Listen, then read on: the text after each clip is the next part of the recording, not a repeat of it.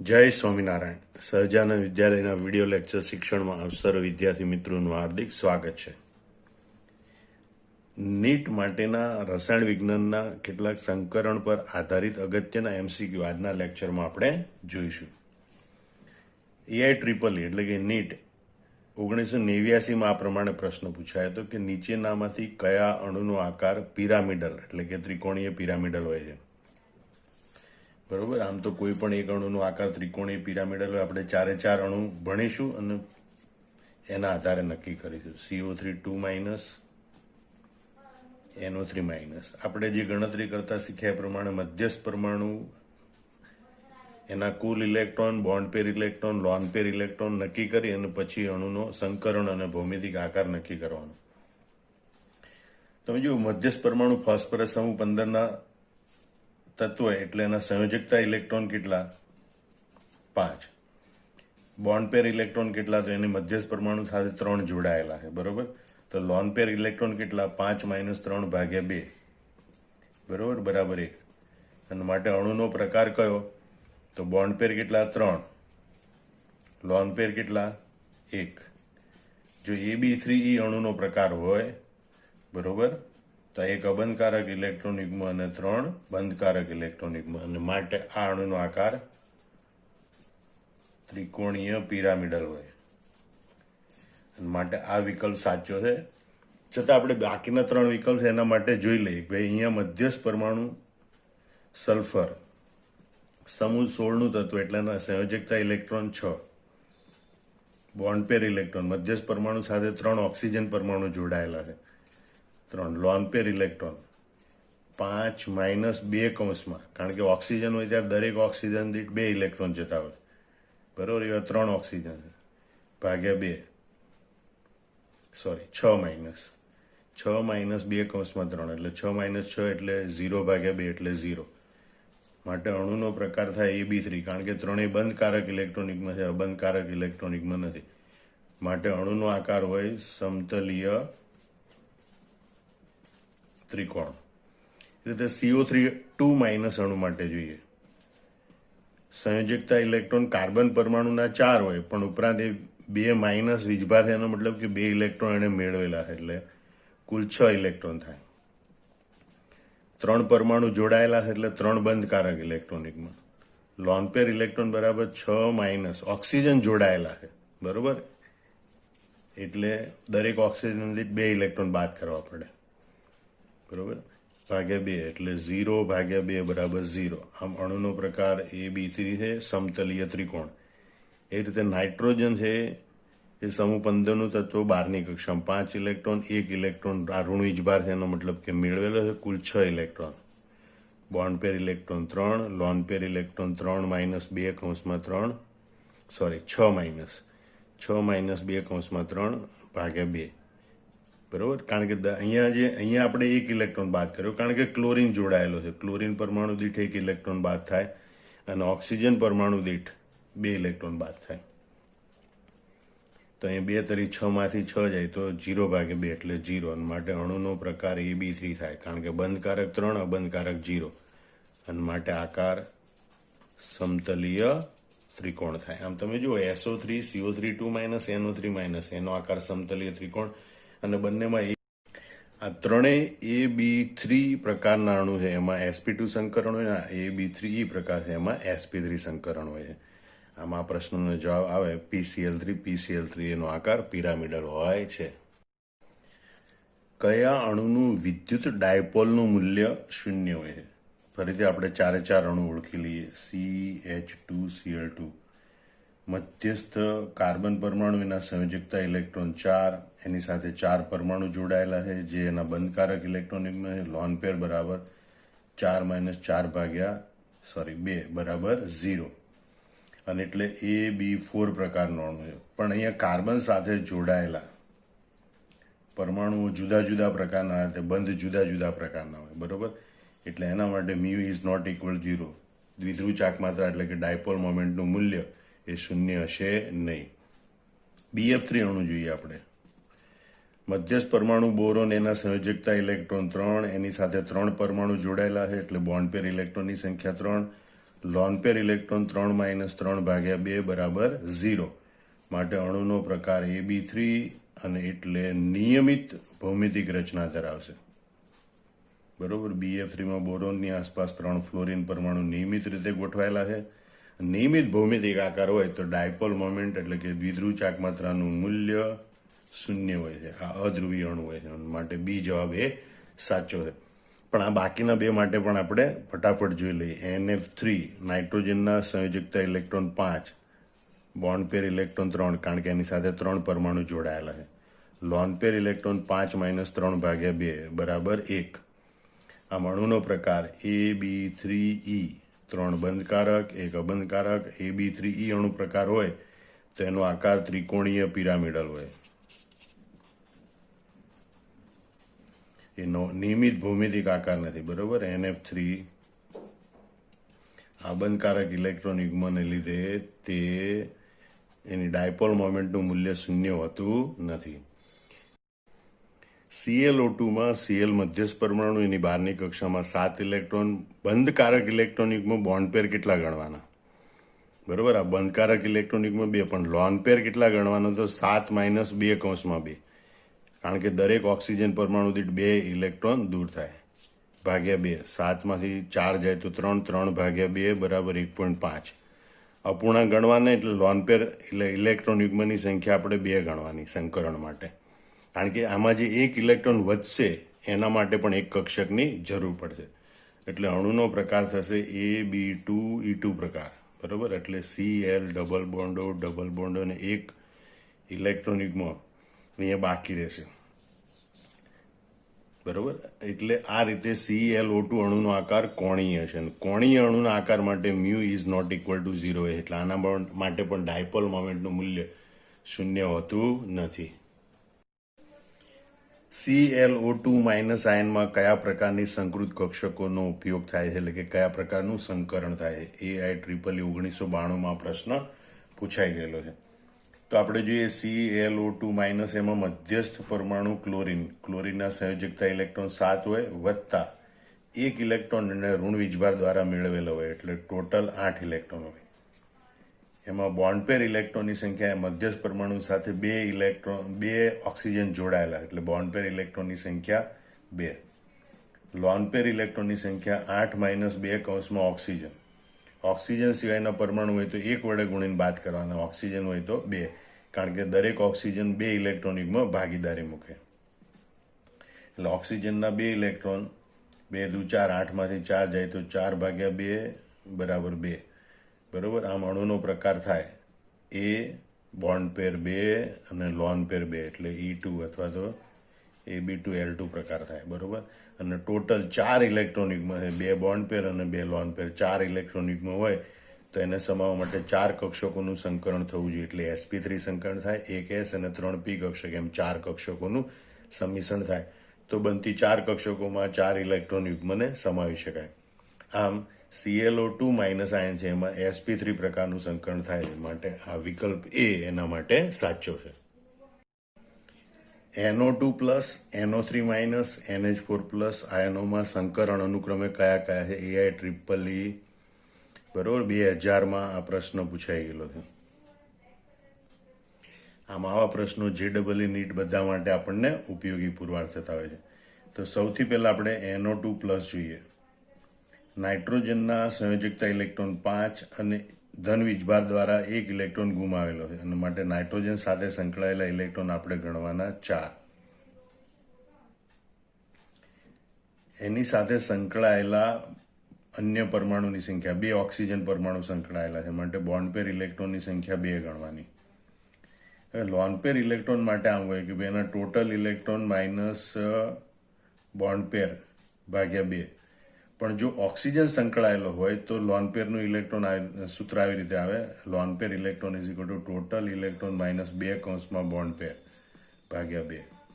Total electron છે 4 minus 2 bond પેર 2 ભાગ્યા 2, એટલે 4 માઇનસ 4 0/2, એટલે 0. એટલે લોન પેર ઇલેક્ટ્રોન આમાં નથી. બરોબર. એટલે કુલ 2 બંધકારક ઇલેક્ટ્રોન યુગ્મ, એટલે AB2 પ્રકારનો અણુ છે. AB2 પ્રકારનો અણુ હોય તો એમાં sp સંકરણ થાય.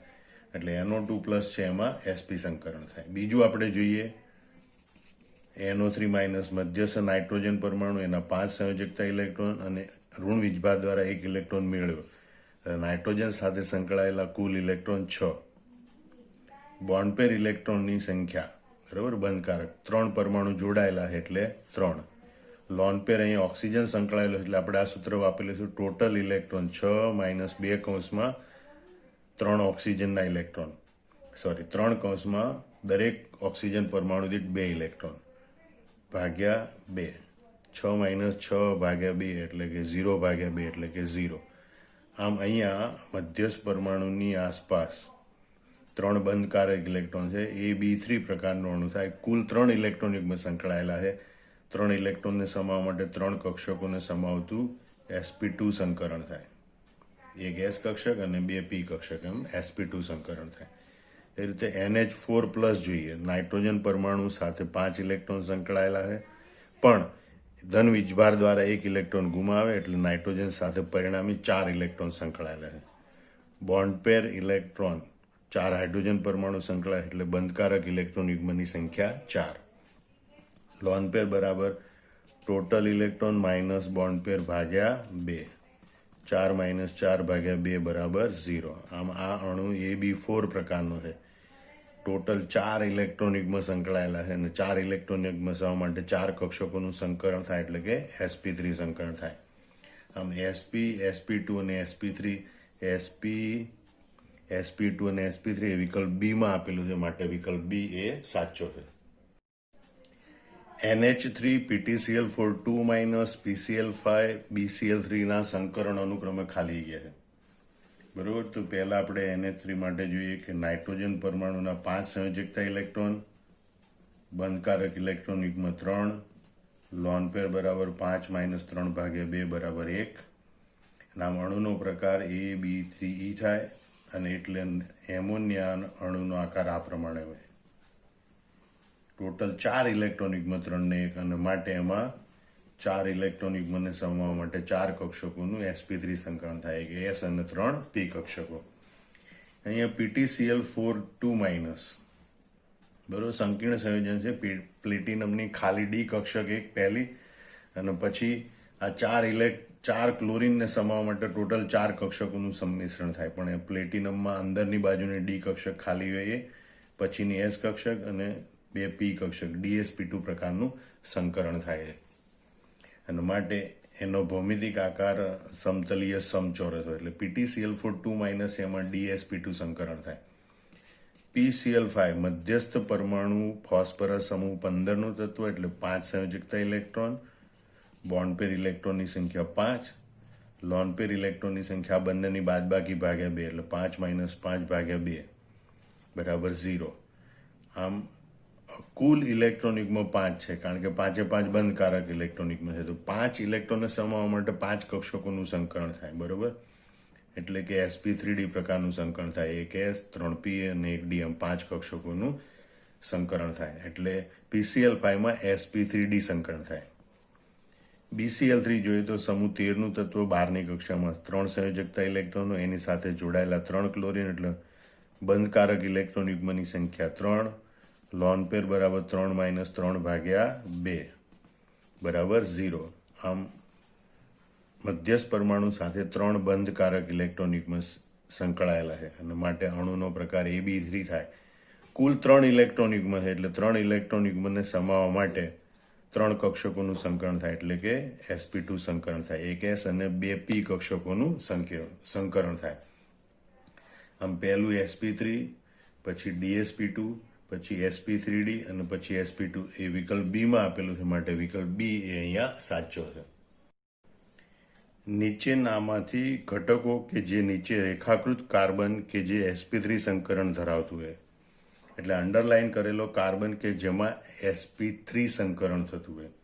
તો કાર્બન માટે યાદ રાખી લો, જો કાર્બન સાથે 4 4 સિંગલ બોન્ડ હોય તો એમાં sp3 સંકરણ થાય.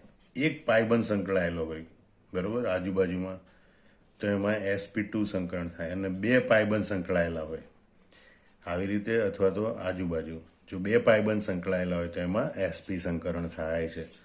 હવે આપણે જોઈએ કે ભાઈ CH3COOH એમાં આ કાર્બન સાથે સંકળાય તો એમાં કાર્બન સાથે ઓક્સિજન ડબલ બોન્ડ થઈ હોય માટે આ કાર્બનમાં ડબલ બોન્ડ એટલે કે પાયબંધ એક સંકળાયેલો છે માટે એમાં sp2 સંકરણ થાય. બીજો અણુ જ આપણે જોઈએ CH3CHH વિસ્તારપૂર્વક લખતો OH બરોબર ઇથેનોલ. એમાં કાર્બન સાથે 4 સિંગલ બોન્ડ સંકળાયેલા. સિંગલ બોન્ડ હોય તો sp3 સંકરણ થાય અને માટે કીધું sp3 સંકરણ શેમાં થાય તો બી વિકલ્પ એના માટે સાચો છે. પણ બાકીના બેમાં આપણે જોઈ લઈએ.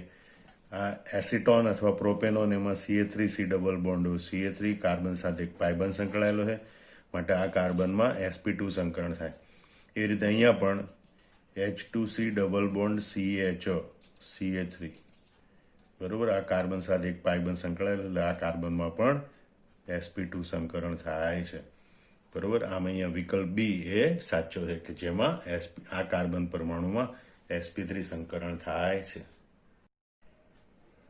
નીચેનામાંથી અણુની કઈ જોડમાં કાયમી દ્વિધ્રુવ ચાકમાત્રા બંને અણુ માટે હશે?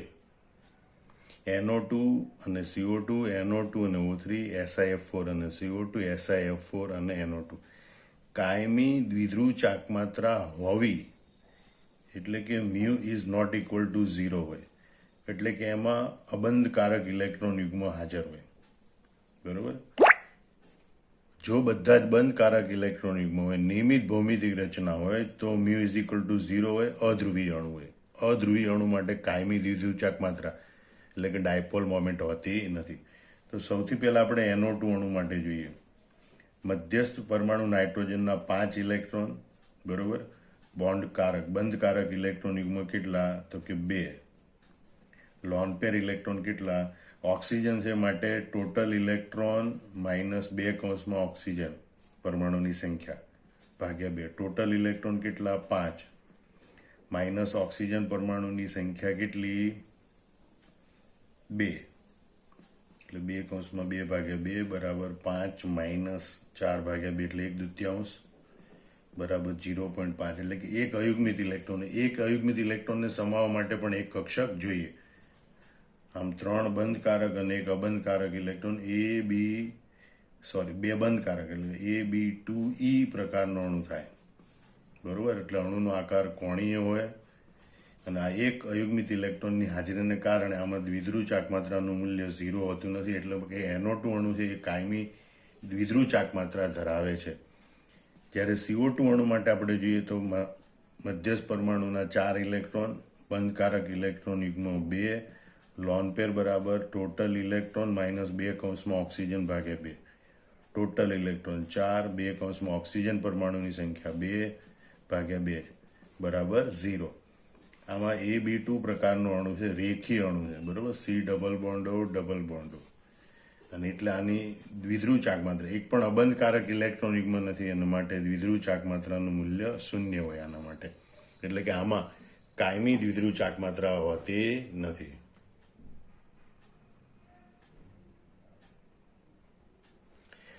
હવે આપણે જોઈએ O3 ઓની સાથે બંને ઓક્સિજન મધ્યસ્થ પરમાણુ ઓક્સિજન એના સંયોજકતા ઇલેક્ટ્રોન 6 બરોબર.